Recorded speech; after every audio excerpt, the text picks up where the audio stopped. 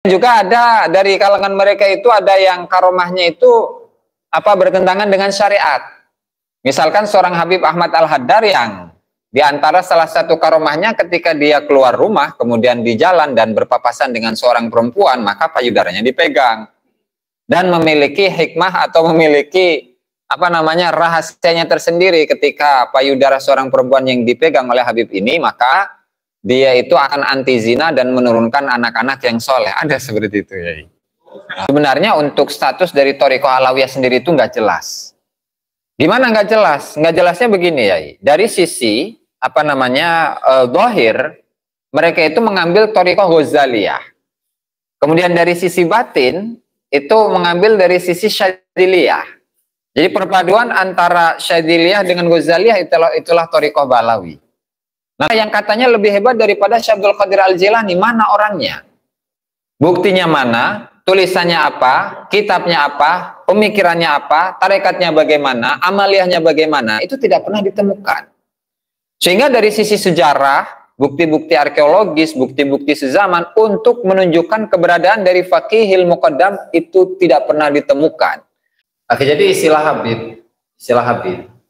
Jadi kita perlu membedakan antara istilah Habib, kemudian Sayyid, kemudian Syarif. Dimana kalau dzurriyyah Nabi Muhammad SAW itu digelarinya dengan Sayyid atau Syarif. Nah, kemudian Habib itu hanya khusus dimiliki oleh para kaum habaib yang datangnya itu dari Hadramut Yaman. Nah, intinya beginilah. Yang dari Yaman kemudian bergelar Habib, nah itu Ba'lawi. Dan mereka itulah nasabnya yang sedang dipertentangkan oleh banyak kiai-kiai, oleh banyak ulama-ulama, khususnya Kiai Haji Imaduddin Utsman Al-Bantani dan juga ulama-ulama yang ada dalam barisannya. Nah, kemudian Sayyid dan Syarif itulah gelar yang biasanya dipakai oleh keturunan Sayyidina Hasan atau Sayyidina Husain. Nah, lalu kemudian mengenai ayat innama yuridullahu liyudhiba ankum rijsa 'alal baiti wa yutahhirakum tathira. Ketika menyebutkan Ahlul Bait di sini, itu menurut Imam Ibnu Katsir, kemudian Imam Abdul Muzaffar As-Sam'ani, dan juga Imam Ibnu Jarir At-Tabari, ketika menyebutkan Ahlul Bait, pemaknaan dari Ahlul Bait itu ada 3 penafsiran. Yang pertama, itu adalah para istri-istrinya Rasulullah, ya, Sayyidah Aisyah, Sayyidah Khadijah, dan lain-lain. Kemudian, yang kedua itu adalah Ahlul Kisah. Sayyidina Ali, Sayyidina Hasan, Sayyidina Husain, Sayyidah Fatimah. Kemudian pendapat yang ketiga itu adalah kumpulan dari 2 ini, 2 pendapat awal dan kedua. Artinya bisa dicakupkan para istri-istri Rasulullah dan juga Ahlul Kisah. Nah, bagaimana dengan keturunannya? Nggak masuk. Nah, sementara yang seringkali kita dapati dalam ceramah-ceramah oknum tapi banyak bingung juga nyebutnya. Nah, menyebutkan innama yuridullah liyudhiba ankum rijsa 'alal baiti wa yutahhirakum tathira. Maksud dari Ahlul Bait itu adalah para habaib. Nah, ini kan penyelewengan makna ayat sebenarnya, yang sebenarnya tidak ada cakupan sama sekali kemudian dikait-kaitkan dengan dirinya. Begitu. Itu untuk perbedaan antara istilah Habib dengan Sayyid. Nah, lalu bagaimana dengan misalkan ketika kita itu menghormati putranya kiai atau menghormati putranya ustadz, itu ya hanya sekedar penghormatan sosial lah. Bagaimana ketika kita itu mengungkapkan rasa hormat kepada seorang ulama yang memiliki ilmu, kemudian anaknya, cucunya kita hormati. Tidak lebih dari itu. Nah, tetapi yang diinginkan oleh mereka itu adalah apa? Memuliakan mereka secara totalitas sehingga mereka menginginkan apapun harus ada. Makanya ada satu kisah itu, satu kejadian dari saudara saya itu orangnya udah nggak punya, cuman ketika didatangi oleh Habib itu kamu harus bayar akikah 3 kambing. 1 kambingnya dihargai 2.500.000, 3. Sementara kondisinya nggak ada, harus ada itu. Akhirnya apa? Nginjemlah uang dari masjid, ngutang ke masjid. Padahal itu uangnya masyarakat, uangnya umat Islam. begitu. Kemudian berikutnya, memang antara satu golongan, antara satu manusia dengan yang lain itu kan memiliki tingkatan-tingkatan yang berbeda. Itu memang sudah digambarkan oleh Allah Subhanahu wa taala dalam surat apa itu? Warfa a'udzubillahi minasyaitonirrajim, nanti dibuka sendiri. Warfa'na ba'dukum fawqa ba'din darajat liyattakhidha ba'duhum ba'dan sukhriya. Dan kami telah angkat sebagian manusia ke atas sebagian yang lain, agar antara satu dengan yang lain itu bisa saling membantu. Artinya orang yang punya uang, ingin membangun sebuah rumah, maka kan ada tukangnya, ada ahlinya, ahli bangunan, ada tukangnya, yang ada tukang bangunannya, dan seterusnya. Sehingga itu tidak menuju atau tidak mengarah kepada rasisme, tidak. Tapi itu adalah apa namanya, posisi dalam sosial, apalah bahasa itunya itu. Suatu posisi dalam sosial. Artinya apa, Gus? Stratifikasi. Stratifikasi. Jadi bukan mengarah kepada rasisme. Tapi itu adalah stratifikasi sosial. Itu memang ada dalam Islam itu. Nah, kemudian berikutnya apa tadi, mungkin pindah kepada karomah ya. Karomah itu memang ada beberapa syarat. Yang pertama jelas sanadnya jelas dan banyak orang yang menceritakannya. Kemudian yang kedua itu karomah itu biasanya memiliki latar belakang dan sebab kenapa karomah itu sampai muncul. Kemudian yang ketiga Allah tukhalifus syariah, karomah itu tidak bertentangan dengan syariat. Kemudian yang berikutnya yang keempat la tafuqu mu'jizatil anbiya, di mana karomah itu tidak akan bisa melebihi mukjizatnya para nabi. Kemudian yang kelima, karomah itu tidak datang oleh keinginannya pribadi atau keinginannya sendiri. Nah, bedanya Romo Yai dengan apa yang biasa diceritakan, baik itu dalam ceramah atau dalam kitab-kitab para habib ini, itu tiba-tiba aja begitu. Bahkan apa namanya, ada menginginkan hujan susu, itu kan ada. Untuk membuktikan kewaliannya, dia meminta kepada Allah, ya Allah sekarang turunkan hujan susu. Lantaran ada perlombaan para wali di kota Aden, ada itu. Nah, kemudian juga ada dari kalangan mereka itu ada yang karomahnya itu apa, bertentangan dengan syariat. Misalkan seorang Habib Ahmad Al-Haddar yang di antara salah satu karomahnya ketika dia keluar rumah, kemudian di jalan dan berpapasan dengan seorang perempuan, maka payudaranya dipegang. Dan memiliki hikmah atau memiliki apa namanya, rahasianya tersendiri. Ketika payudara seorang perempuan yang dipegang oleh Habib ini, maka dia itu akan anti zina dan menurunkan anak-anak yang soleh. Ada seperti itu ya. Ada itu. Kemudian yang berikutnya adalah sanadu hawaldeh, sanadnya jelas.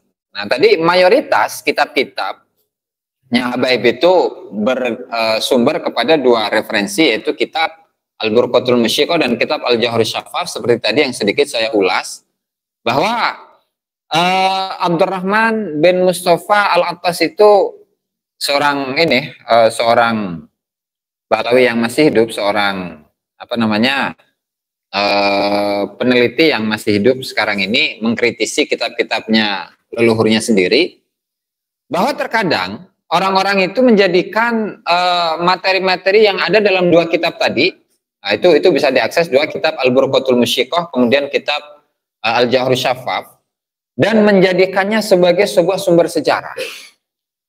Padahal untuk sanad, ya, dari penulis kitab ini sampai kepada tokoh-tokoh, misalkan dari tahun atau abad ke-9 dari Abdurrahman bin Muhammad Al-Khatib sampai kepada Faqih Muqaddam atau leluhur-leluhurnya, itu tidak ada yang sampai sama sekali. Artinya dari sisi kesanatan itu sudah gugur. Dan apa namanya, syarat yang tadi disampaikan oleh Al-Imam Ibnu Katsir itu juga tidak nyampe. Nah, sehingga yang mereka framing sebagai sebuah karomah, yaitu justru masuk dalam kategori khurafah.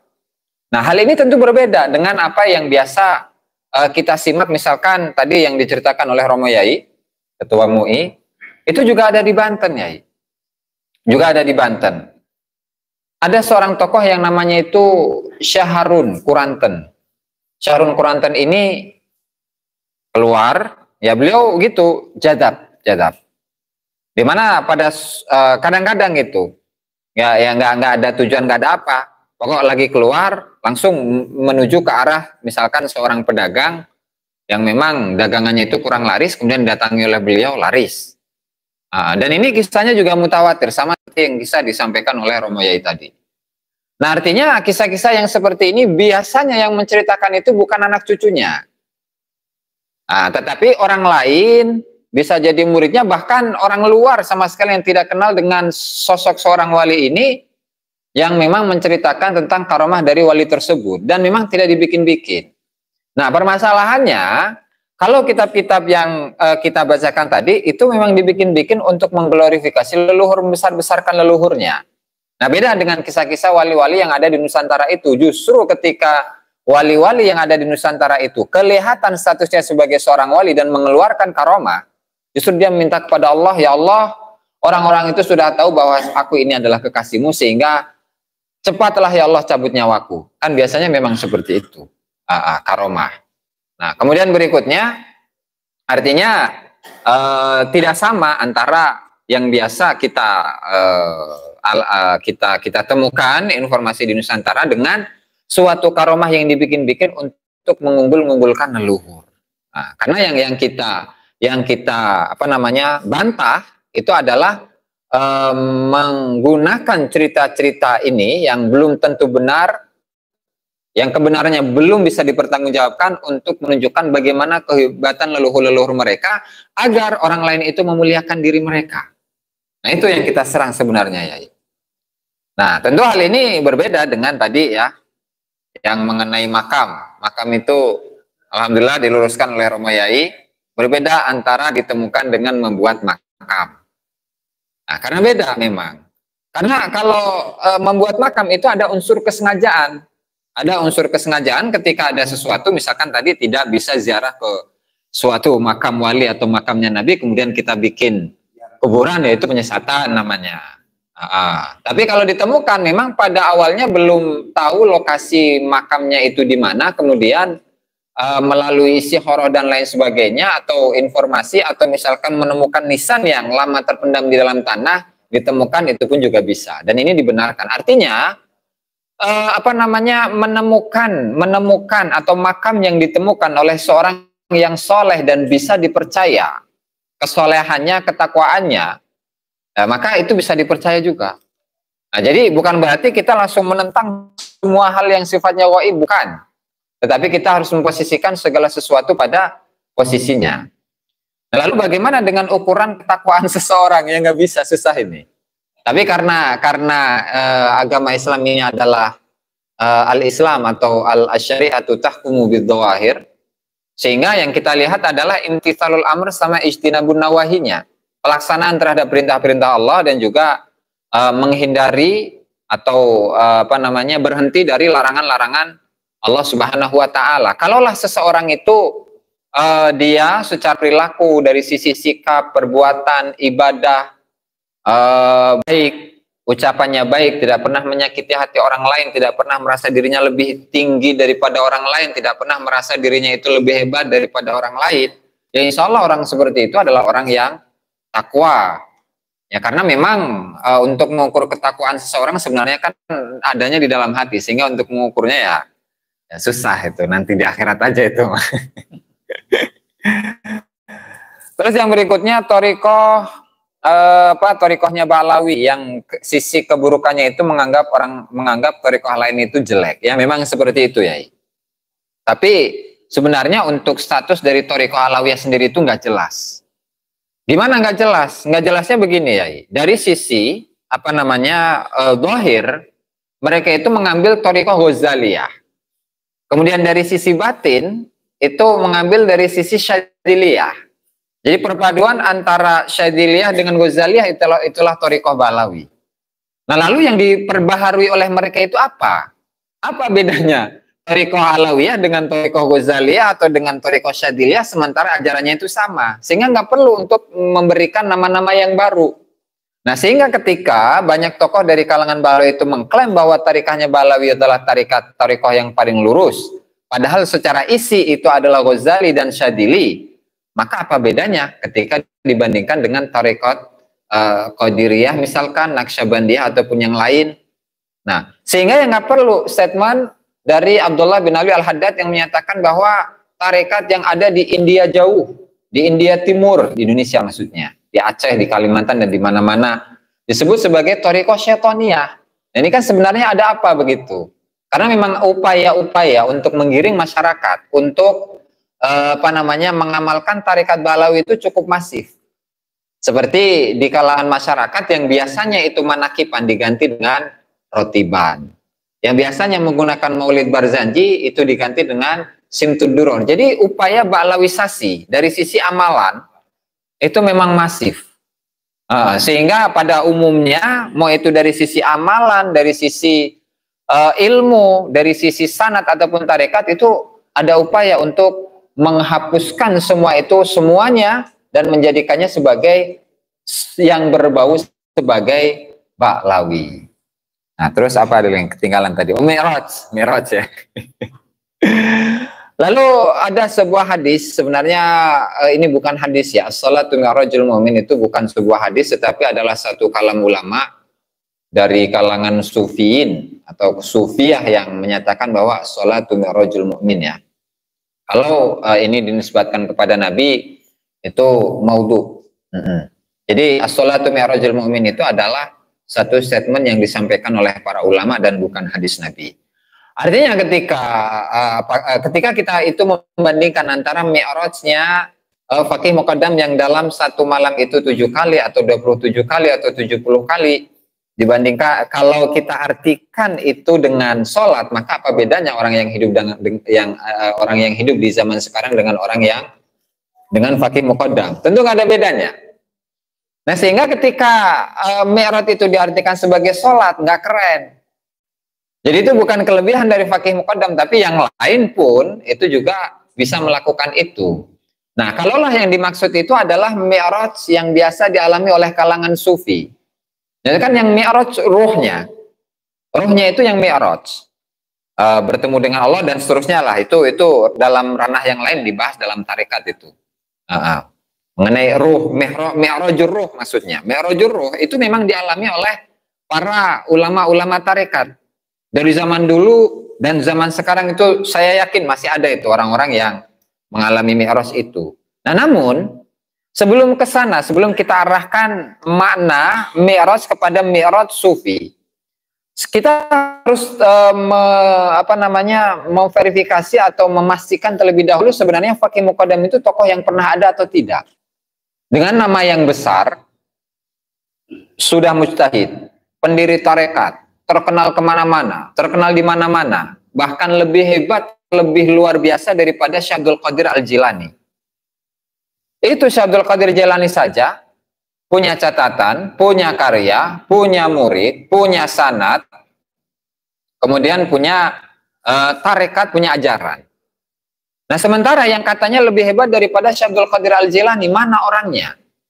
Buktinya mana? Tulisannya apa? Kitabnya apa? Pemikirannya apa? Tarekatnya bagaimana? Amaliyahnya bagaimana? Itu tidak pernah ditemukan. Sehingga dari sisi sejarah, bukti-bukti arkeologis, bukti-bukti sezaman untuk menunjukkan keberadaan dari Faqihil Muqaddam itu tidak pernah ditemukan. Sehingga ini adalah sosok yang dibikin-bikin. Seperti tadi kaitannya dengan awal dengan karomah, bahwa untuk menunjukkan bagaimana Ba'lawi itu lengkap dari semua sisi, dari sisi ilmunya, dari sisi ketasawufannya, dari sisi tarekatnya, tokohnya pun hebat-hebat, sehingga disusun dengan sedemikian rupa untuk menunjukkan bahwa kami hebat, leluhur-leluhur kami luar biasa, sehingga kalian semua itu harus memuliakan kami. Nah, kurang lebih tujuannya seperti itu. Sehingga ketika kita sampai botak sariawan untuk mencari siapakah Faqihil Muqaddam, apakah sosok yang historis atau sosok yang fiktif, gak bakalan nemu.